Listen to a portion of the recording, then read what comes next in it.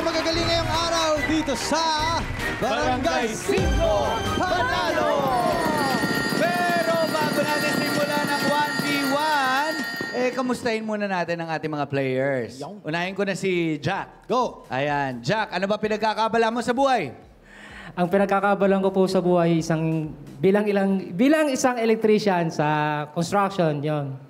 Electrician. Yes po.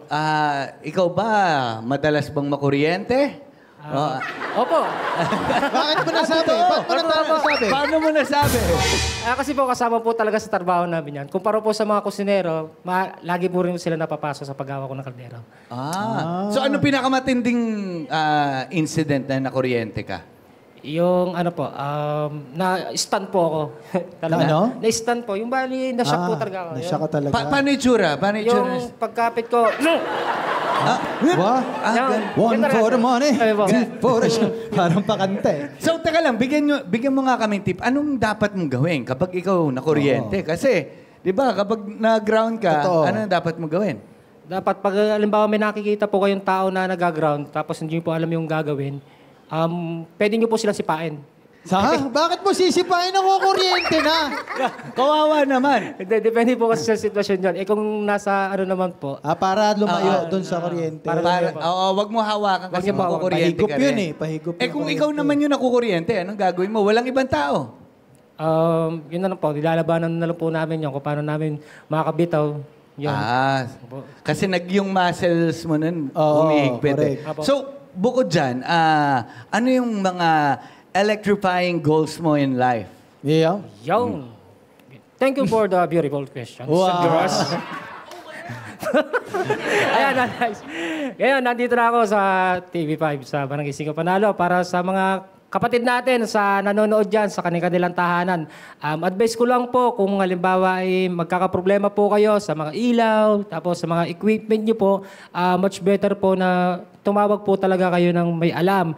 Kasi pagdating po sa electrical, talagang hindi rin po kasi biro dahil marami po ang nasusunog ang tahanan dahil sa simpleng problema lang sa electrical. Ayan. Aba, marami tayong natututunan. Madami. Thank you for that very beautiful answer. Thank you. Dito naman tayo. Andrea, nakuryente ka na ba? Ay, hindi pa pa. Ayan. Narinig din kita. Gusto mo ba? Gusto mo ba?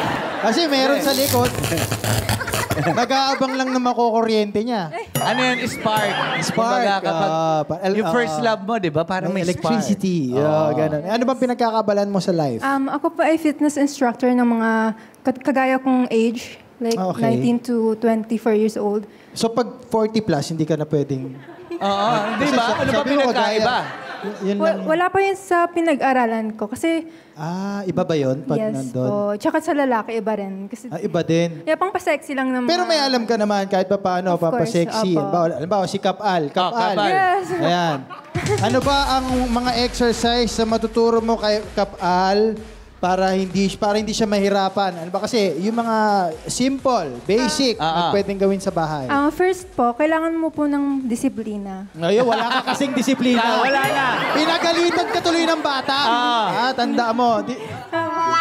Parang na may personal ka na, Andrea. Hindi po. Doon pa lang Ano bang disiplina yon, Andrea? Disiplina po sa pagkain. Ayan. Talagang personalan, ha? Kaya ka may gout.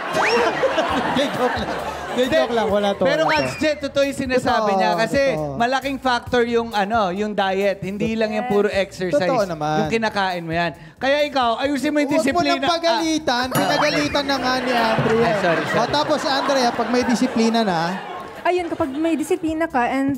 yung itsura niyong dalawa, parang pinapagalitan. Nakayuko ka, tapos siya nakatitig lang sa'yo. De, ganun yung instructor talaga. Tama. Kala ko magtuturo, magsesermon pala. Ganun talaga yung instructor kasi kailangan makinig eh. Tapos, ano yun? Sorry? After po ng disiplina, kailangan mo maging consistent. Consistent. Consistent. naman. Kaya. Kaya. Pagkatapos hindi mo na siya raw kailangan. Oo, hindi mo na siya. Huwag ka na mag-enroll. Kung wari lang, consistent na siya, may disiplina. Ano yung mga pwede mong ituro na exercise? Ayun po. So first, di ba, yung metabolism mo is... Oo, kasi maganda na yung kain. Mabilis na yung metabolism mabilis yan. na. Lahat, mabilis. Ayun. So, ang first mo is kailangan mong mag-jog ng 1 hour and 45 seconds. Jogging. 45 45 seconds? seconds, eksakto yun. 1 hour and 45 seconds. Pag nag 1 hour and 1 minute ka, wala, babalik ka uli. From the start. From Pero zero. gusto mo ba makakita ng resulta ng 1 hour 45 seconds sa sana jogging? oo. Kags, patingin nga ng abs. Ito, Pakita. Yan. Kapag sumobra, ganito ang mangyayari. Pakita mo. Yan. Nasunog. Isa lang kami ng kulay eh. Isa lang kami ng kulay eh. Thank you, Kapal. Thank you. Oh, maraming salamat sa iyong tip.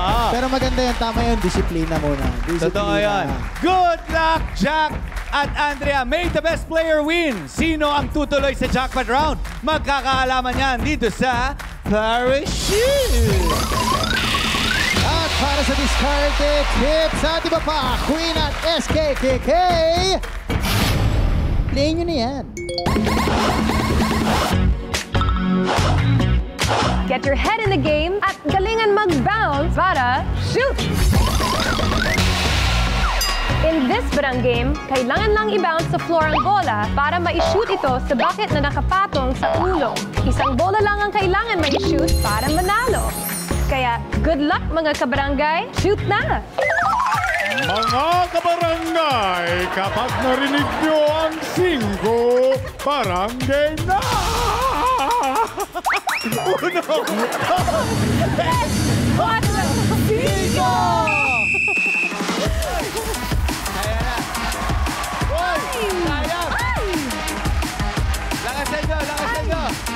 Kuha!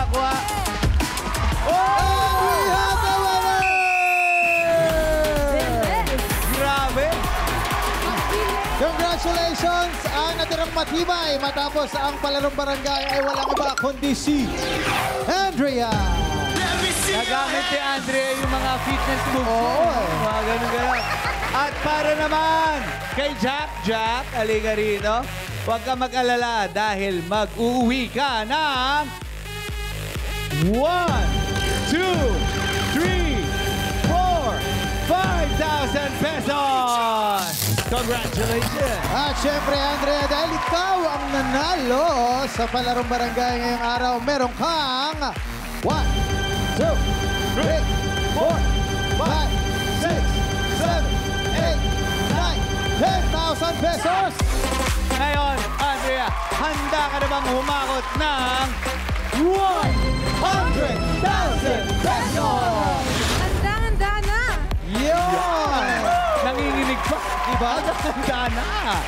Abangan natin yan dahil Barya Fiesta na sa pagbabalik ng Barangay 5 Panalo!